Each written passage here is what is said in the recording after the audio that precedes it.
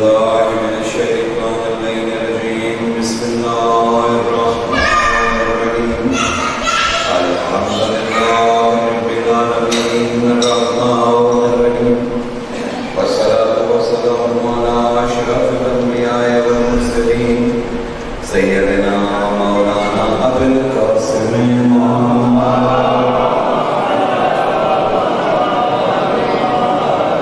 والصلاة والسلام على يعشق الدين صاحب السيف الفقار نكتة الدائرة التوحيد مبيد الشرك عازم الأعراب من المؤمنين نبي ابن أبي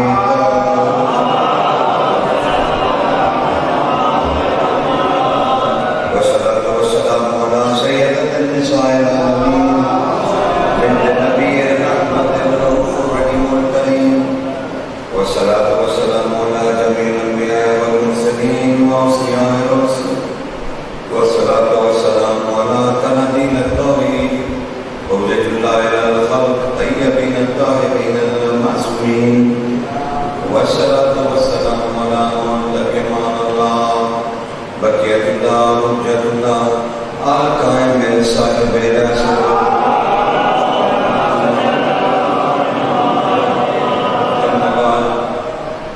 قال الله تعالى سبحانه بسم الله الرحمن الرحيم إنما يريد الله ليذهب عنكم الرجس أهل البيت ويطهركم تطهيرا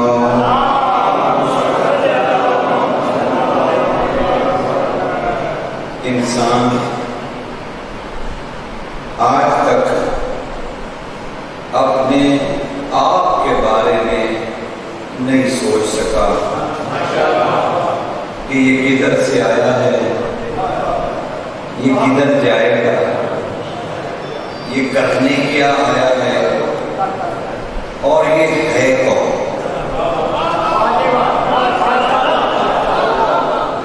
یہ خود ہے کون، یہ سوال آج تک سوچ سوچ کے بھی وہ نہیں سوچ سکتا۔ انسان کائنات کی ہر شے کے بارے میں سوچتا ہے اور اس میں رد و بدل اور تغیر کے کارنامے سر انجام دیتا رہا ہے، لیکن وہ اپنے بارے میں کبھی کوئی فیصلہ نہیں کر پایا کہ آخر وہ ہے کون۔ ہمت تو دیکھیے اس انسان کی جس انسان میں یہ طاقت ہی نہیں ہے کہ وہ اپنے بارے میں سوچے کہ وہ ہے کون۔ وہ اٹھا ہے علی کو سوچے۔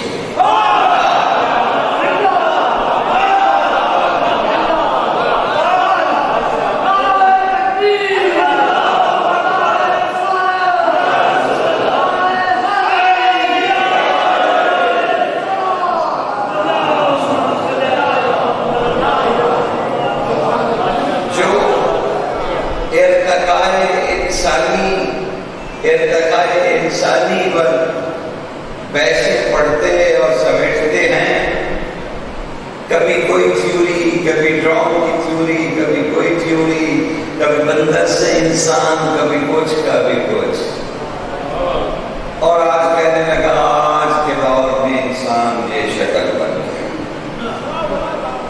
جسے اپنے تغیر اور ارتقاء کی خبر نہ ہوئی وہ بتانے چل پڑا کہ محمد بشر ہیں یا نور ہیں یا کمال ہے انسان کی ارتقائی سوچ ہے۔ اور انسان لگا ٹامکٹویاں مارنے ادھر سے ادھر، اور پھر اسے کچھ نہ بن پڑا تو جن کی عظمت کو وہ نہ چھو سکا آخر انہیں قتل کرنے پہ تیار ہو گیا۔ یہ ہے جاہل انسان کی کہانی۔ اس میں سے، اس جماعت میں سے کچھ لوگ ایسے بھی تھے جو ایمان لانے والے تھے، جو ایمان لانے والے کہتا ہے یہ ایمان کیا ہے، کسے کہتے ہیں ایمان؟ کسے کہتے ہیں؟ قرآن مجید میں سورہ حجرات میں اللہ نے بھی فرق ڈال دیا، اور اللہ نے سورہ حجرات میں جب عربی آئے حضور کے پاس اسلام قبول کرنے تو انہوں نے کہا یا رسول اللہ ہم ایمان لائے، ابھی ان کے لفظ ان کی زبانوں پر تھے کہ وہی آ گئی کہ میرے نبی سے کہو، تین عربی سے کہو تم ایمان ہرگز نہیں لائے، تم اسلام لائے۔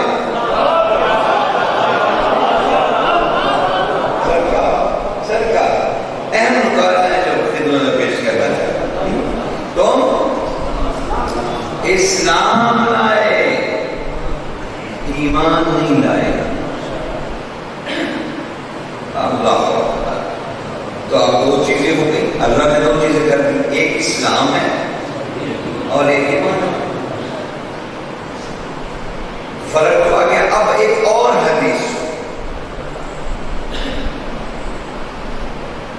جن کے خاندان میں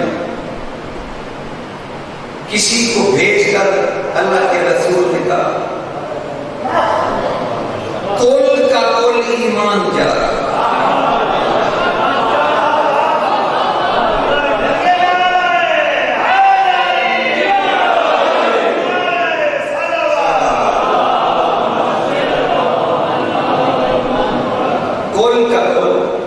ایمان چل رہا ہے۔ اب پتہ چل گیا، پہلے تو تھا کہ اسلام ہی ایمان ہے، اللہ نے لکیر کھینچ دی کہ بھائی نہیں غلط سوچ رہے ہو، اسلام اور ہوتا ہے، ایمان اور ہوتا ہے۔ اچھا، اسلام لانے والے کو کہتے ہیں مسلمان، ایمان لانے والے کو کہتے ہیں مومن۔ ٹھیک ہے نا، دونوں فرق۔ اب یہاں تک بات تو تھی سمجھ میں۔ اب رسول اللہ نے ایک چلتا پھرتا ایمان دکھا دیا۔ ہم تو سمجھتے ہیں یہ عقیدہ ہے، فکر ہے، سوچ ہے، لیکن اللہ کے رسول نے میدان جنگ میں ایک چلتا پھرتا ایمان دکھا دیا، ایک جنگ کرتا ہوا ایمان۔ وہ ایمان جنگ کر رہا تھا نبی کے دشمنوں کے ساتھ، تو پتہ چلا ایمان کی پہلی شرط یہ ہوتی ہے کہ وہ نبی کے دشمنوں سے جنگ کرتا ہے۔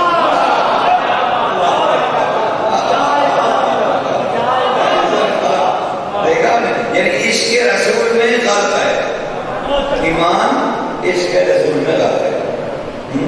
پھر کیا کرتا ہے؟ پھر علی میدان جنگ میں رہتا ہے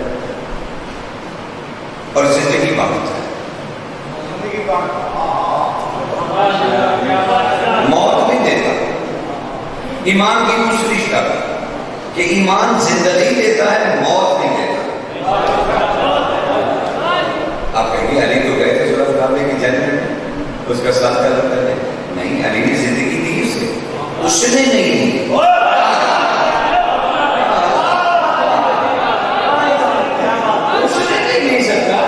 علی نے تو دی، علی بادشاہ نے کہا اسلام قبول کرو، اس نے کہا پہلا 50 اس کا زندگی کر دیا۔ اچھا واپس لوٹ جاؤ جی، کفر کے ساتھ بھی جیو۔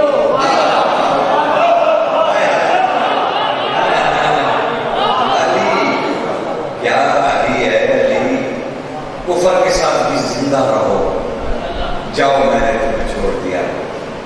وہ نہیں مانا، پھر تیسری دفعہ زندگی دی۔ اچھا پھر نہیں مانتے تو مجھ پہ حملہ کرو، مجھے مار ڈالو، تو تم بچ جاؤ، فاتح ہو جاؤ۔ وہ اس سے پھر بچ نہیں پائے، تو علی نے زندگی دی۔ اسی لیے علی دیوتا حیات ہے، علی ایک دیو مالائی سچ ہے، علی ایک تلسم الہی ہے، علی انسان کے روپ میں بنی ہوئی. اب کیا بتاؤں؟ انسان کے روپ میں. جب اسے کہا ہمارا پنجابی زبان کا لفظ بڑا خوبصورت ہے، وہ میں استعمال کروں. علی انسان کے روپ میں بنا ہوا ایسا تعویذ ہے جو اللہ نے محمد کے گلے میں ڈالا تھا.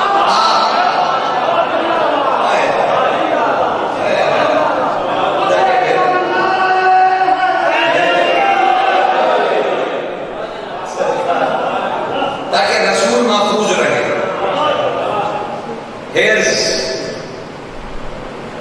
کہ اللہ کا رسول محفوظ رہے. اور اگر ایک قدم اور بڑھ جاؤ تو ایک اور جملہ حدیث کرنا چاہتا ہوں. علی وہ اصول دین ہے جس نے فروع دین کو ادا کیا ہے. اصول دین ہوتا فروع دین کو ادا کیا. کیسا کمال ہے اس کا. فروع پر واجب تھا اسے ماننا، فروع پہ واجب تھا اسے ماننا. لیکن علی پاک پتہ چلا کہ کوئی وجود ہوتا ہے ایمان. پھر رسول کے پاس گئے. یہ جو وجود ہے جسے آپ نے کلے کا کل ایمان کہا ہے، اسے کچھ اور بھی کہتے ہیں. ایمان کا کوئی اور نام بھی ہے. مسکرا دیے نبی، کہنے لگے علی.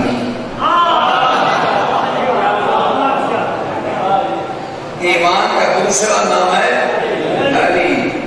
علی.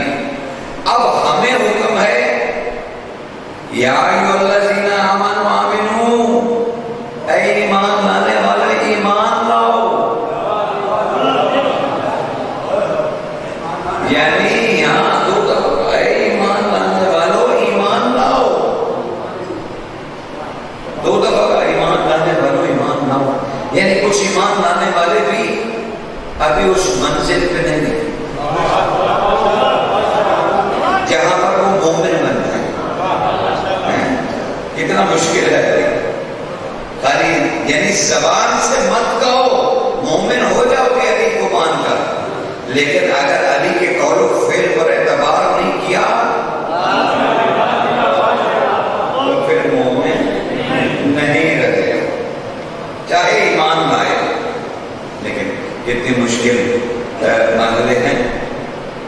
اور انسان اتنا چاہے. اس نے علی کو کیا ماننا تھا؟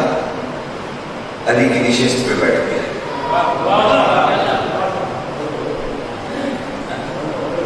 انہوں نے علی کو تو کیا ماننا تھا؟ علی کا لباس پہن لیا. انہوں نے تو علی کو کیا ماننا تھا؟ خود علی ہو گیا. یہ انسان ہے، انسان کی کہانی. سمجھ رہے ہیں سرکار؟ جس میں ہم سب شامل.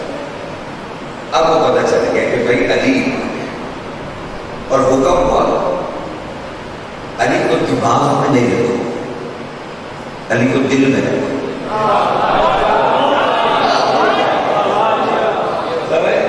علی دماغ کے لیے نہیں آئے، علی قلب انسانی کے لیے. یہ قلب کیا بنا ہے؟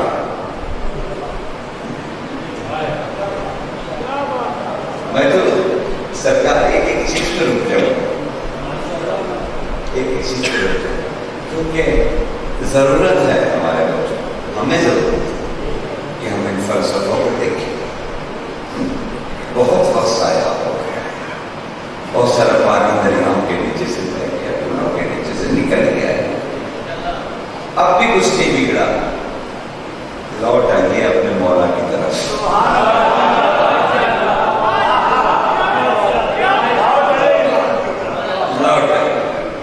لوٹ آئیے اپنے مولا کی طرف، اور زندگی کے ہر مسئلے کا حل اپنے مولا سے مانگیے. کتنا کریم ہے علی کہ آج تک نہیں مرا، مہدی کہلاتا ہے.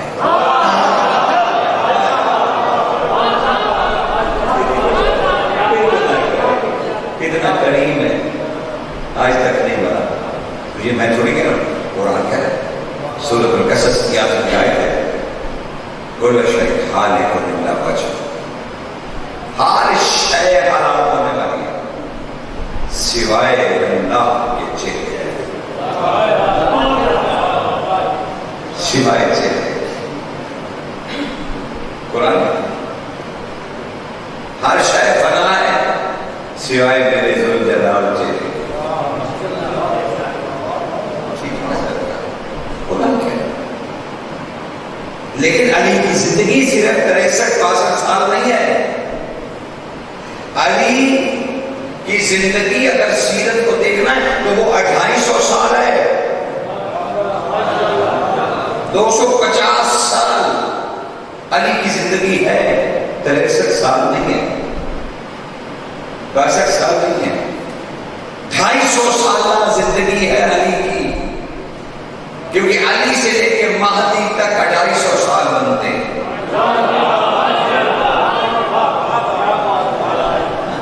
تو آپ کو علی کی سیرت پڑھنے کے لیے 250 سالوں کا مطالعہ کرنا پڑے گا۔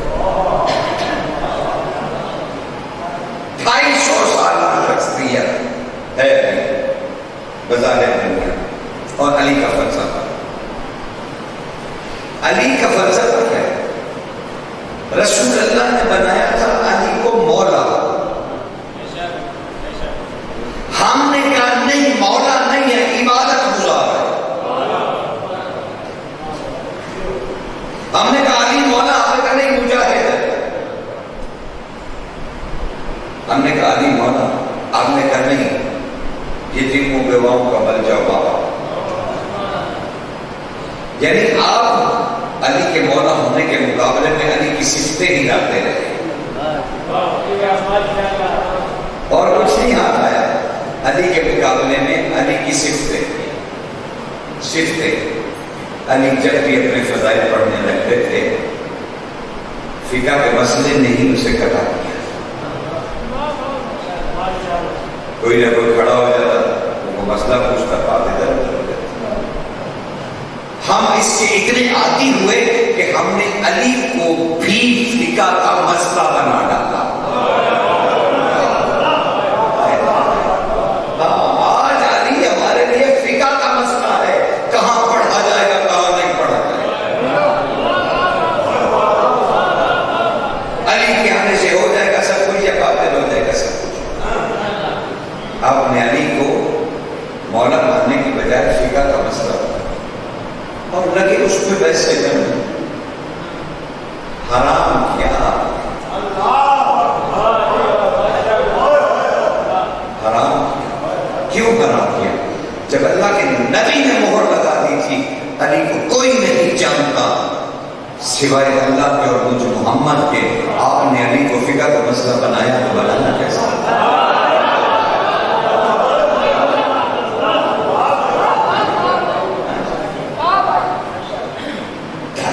جھانکنا تو تھا نا اپنے گرے بار میں۔ اچھا علی کا مولا ہونا کیا ہے؟ پتہ تو چل گیا علی 1000 رکعت نماز پڑھتے تھے، ہمیں بھی پڑھنی چاہیے، ضرور پڑھنی چاہیے، ہر قیمت پر پڑھنی چاہیے۔ علی کا نام نماز میں نہ آئے ٹھیک ہے، نہیں آئے۔ علی کا نام عبادتوں میں نہیں آئے گا جناب، پریشان کیوں ہے؟ نہیں آئے گا، لیکن میں رسول کے قول کا کیا کروں گا؟ ذکر علی اور عبادت۔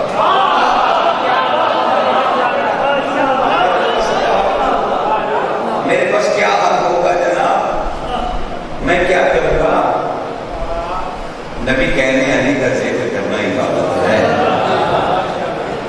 اور میں کہہ رہا ہوں علی کا ذکر کرنا عبادت، اور رسول کہہ رہے علی کا ذکر کرنا عبادت ہے، میں کہہ رہا ہوں نہیں علی عبادت گزار ہے۔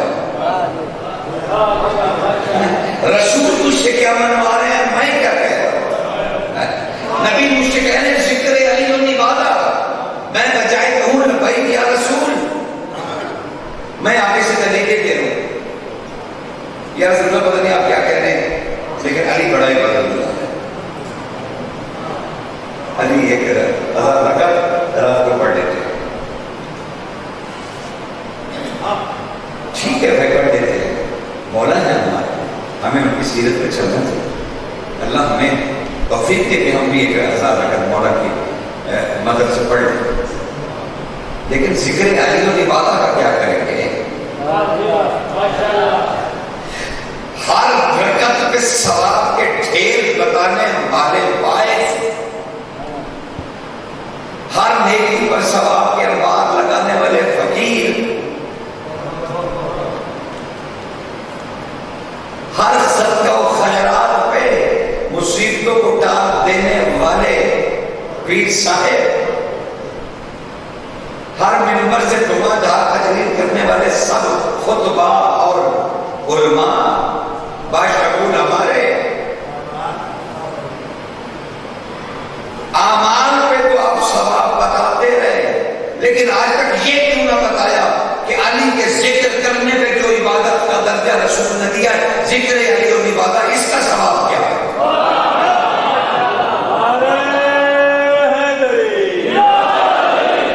یہ عبادت کرنے والا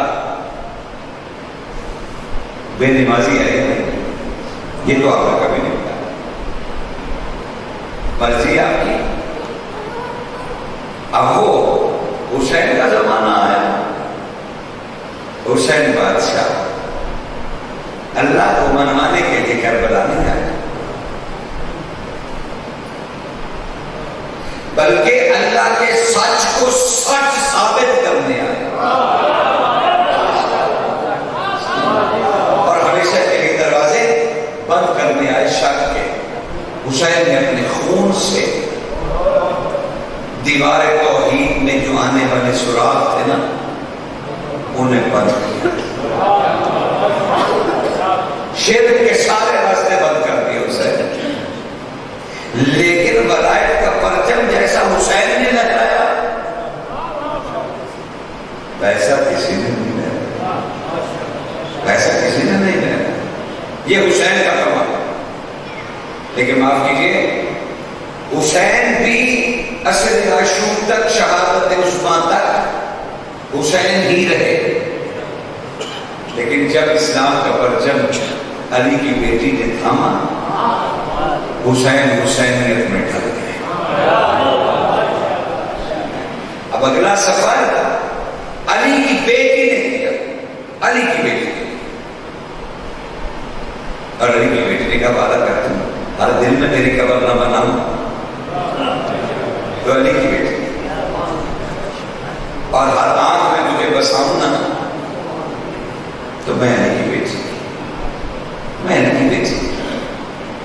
علی کی بیٹی نے کوفہ میں بڑے خطبے دیے، جب شور بچایا گیا تو آپ نے فرمایا اس کو خاموش ہو جاؤ، ہوا میں ڈر کے خاموش ہو، چلنا بھول گئی۔ تب والا بی بی نے کیا کہا تھا سرکار؟ تب بی بی نے کہا تھا لوگوں، میرے نانا سے میں نے سنا ہے کہ جو فضائل علی کا منکر ہوگا، جو برائے علی کا منکر ہوگا، اللہ اس کے ماتھے پہ کافر لکھ دے گا،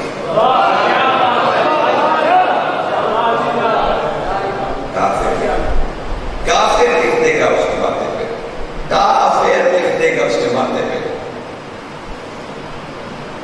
اور کونے میں سے ایک شخص بھرے دربار میں سے ایک کونے میں سے کہا، اس نے کہا سنو، آپ کے بابا بھی اپنے بڑے فضائل بیان کرتے تھے، وہ بھی جادو کرتے تھے خطابت کا، اور آج میں نے دیکھا اس کی بیٹی بھی ایسے کرتی۔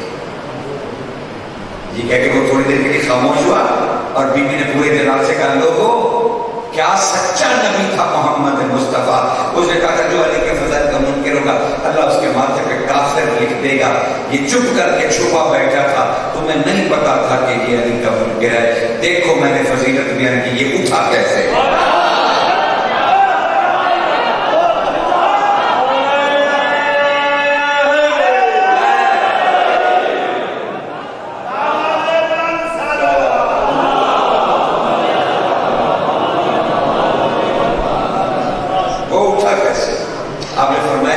یہی میرے رسول کے قول کا مطلب تھا کہ وہ چھپا نہیں رہ سکتا، علی کا دشمن چھپا نہیں رہ سکتا، وہ اٹھے گا اور ضرور اٹھے گا۔ کیا سرکار جابر بن عبداللہ انصاری کی روایت میں مدینہ کی گلیوں میں کہتے تھے اپنے بچوں کے ولایت نہیں پیش کرو، باقی حصہ نہیں پڑتا، اتنا ہی کافی، بچوں کے ولایت نہیں پیش کرو۔ عشرہ محرم میرا اور آپ کا ساتھ گزرا۔ آج ایک سوال کروں، اس عشرہ محرم کے گزرنے کے بعد کیا آپ نے اپنی مٹھی دیکھی کہ امام نے جاتے ہوئے آپ کو کیا کیا؟ عشرہ محرم نے آپ کو کیا عطا کیا؟ اگر خالی جھولی اور خالی ہاتھ ہو تو پھر سوچنا تم سے کچھ غلطی ہے۔ کیوں کہ حسین کسی کا احسان نہیں رکھتا، وہ قریب ہے کہ تم نے ڈھونڈا، تمہیں امام نے کیا دیا؟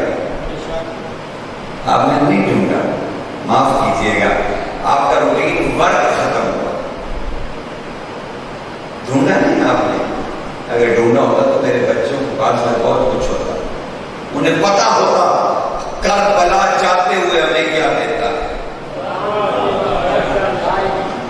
اگر ان کے ضمیروں میں، ان کے وجودوں میں، ان کے دماغوں میں تبدیلی نہیں ہوئی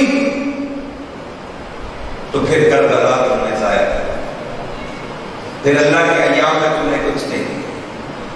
اور اگر آپ نے اس 10 محرم میں اپنے آپ کو بڑا سمجھایا، سیرت محمد والے محمد میں مائل کیا، حسین کا ذکر کیا، حسین کی بہنوں کا ذکر کیا، حسین کے بچوں کا ذکر کیا، تو آپ نے بہت کچھ حاصل۔ اب آپ کہیں گے کہ بیٹا نصیحتوں پہ اتر آئے، نصیحتیں کرنے لگے، نہیں، نصیحت تو مولا ہی کر سکتے، میں تو آپ کی توجہ دلا سکتا، لیکن کربلا سنو، حسین نے تو کربلا کو بھی بہت کچھ دیا۔ شہادت سے پہلے جب زلجنا پہ ودا کے لیے اترے تھے تو کربلا کی زمین میں پاؤں پکڑے تھے، روایت میں معلوم ہے، پکڑے تھے اور کہا تھا میرے مولا واقع ان 10 دنوں کا مجھے کوئی اجر نہیں ملے گا، میں نے اپنی گودی میں اہل بیت کو سنبھالا، مجھے کوئی مہربانی نہیں ملے گی، مجھ پہ کوئی احسان نہیں ہوگا۔ تب حسین نے زمین کو دیکھا، کہا اچھا حسین سے اجر مانگ لیا، حسین کر دے گا، حسین کرنے کا تم نے اجر مانگ لیا تو ٹھیک ہے، جاؤ، حسین کا تم سے وعدہ ہے جب کائنات فنا پذیر ہو جائے گی، کعبہ اٹھا لیا جائے گا، انسان کی ابدی زندگی شروع ہو جائے گی جس میں کبھی موت نہیں، میں تم سے وعدہ کرتا ہوں تم کربلا کعبہ ہوگے،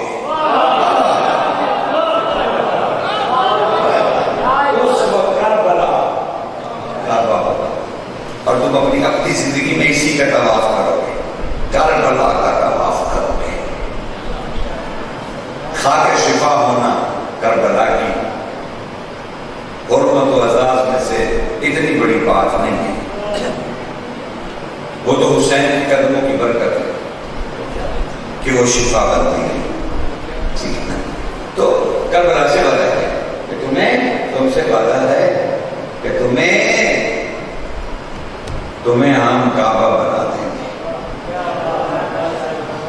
اخروی زندگی کا کعبہ۔ اور پھر جب وہ روئی اس احسان پہ تو کہا کربلا رو نہیں، آج جو زمین پہ کعبہ ہے نا یہ بھی بطور مومن تیرا طواف کرے گا، یہ بھی طواف کرے گا۔ کربلا اتنی اور آج جگہ ہے، فضائل تو میں کیا بیان کروں کربلا۔ علی کی بیٹی وہاں سے روانہ، کیا زندگی کیونکہ اسے اب حسین کو سنبھالنا تھا۔ حسین نے جو کثیر الجہد جواب کھول دیا تھا نا، اب علی کی بیٹی نے اسے سمیٹنا،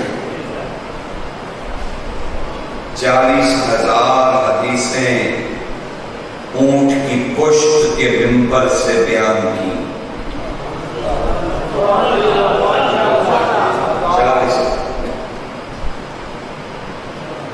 آپ زینبیت کو شاید پڑھتے نہیں. زینبیت وحی کے عنوانوں میں سے ایک عنوان ہے. شہزادی کا ایک جملہ ہے جو نہیں سمجھ سکتے. جب شہزادی نے زنجیریں پہنی تو آپ نے ہاتھ بلند کر کے کہا ہے میرے اللہ میری قید نے تیرے دین کو آزاد کر دیا.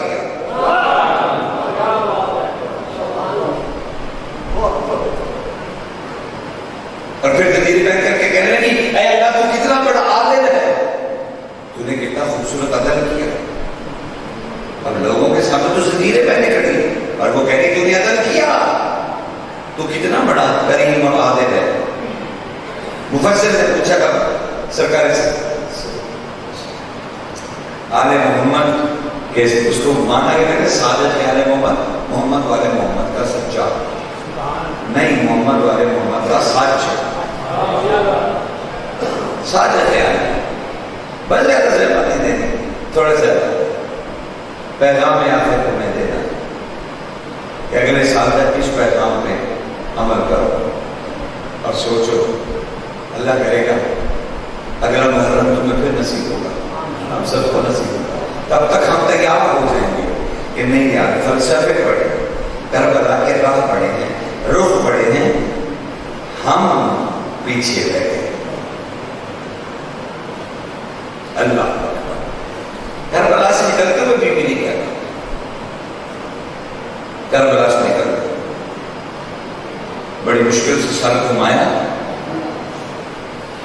اڑتی ہوئی خاک کربلا کو دیکھا اور کہا کربلا اپنے آپ کو تنہا محسوس نہ کرنا, تمہیں ہر وقت اللہ کا قرب ملے گا, قرب ملے گا.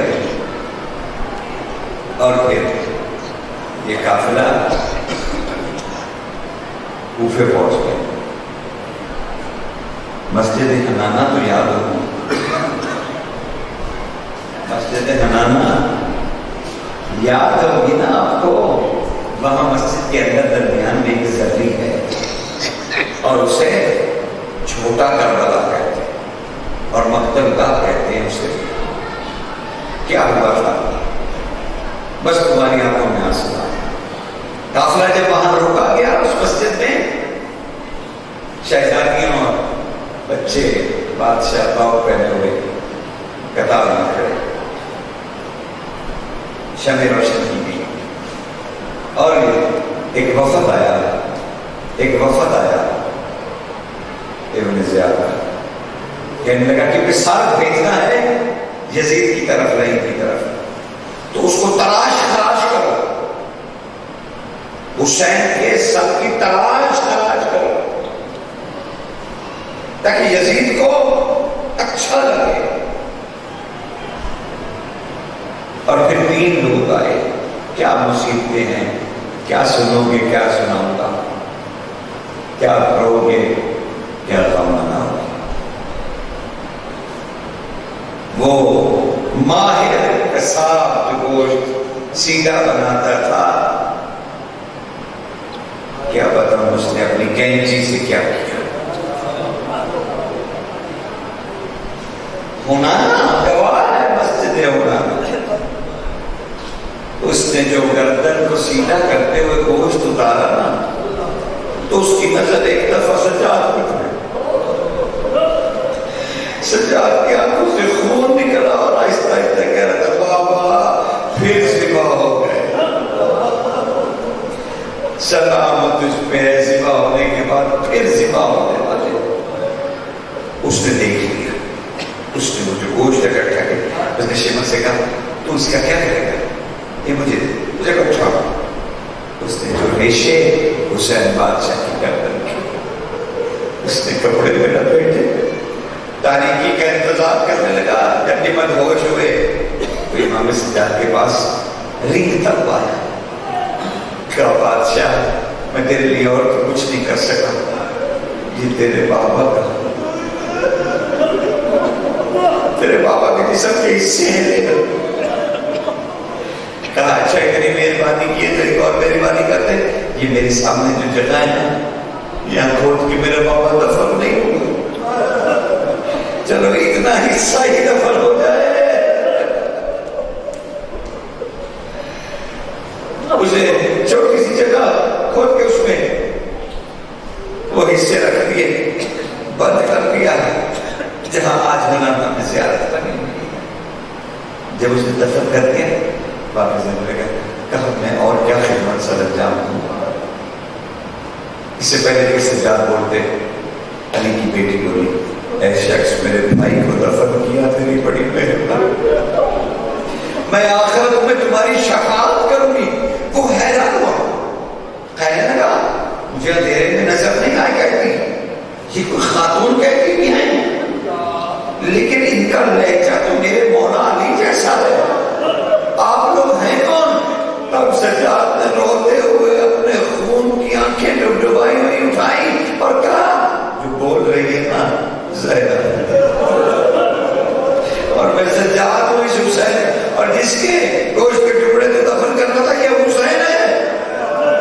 کہا مولا اس نے چاہ دیجیے، کہا نہیں نہیں نکل جاؤ، یہاں سے جان بچا کے نکل جاؤ، جب قافلہ چلا جائے گا اس جگہ کی حفاظت کرنا، یہاں میرے بابا نے پھر کربلا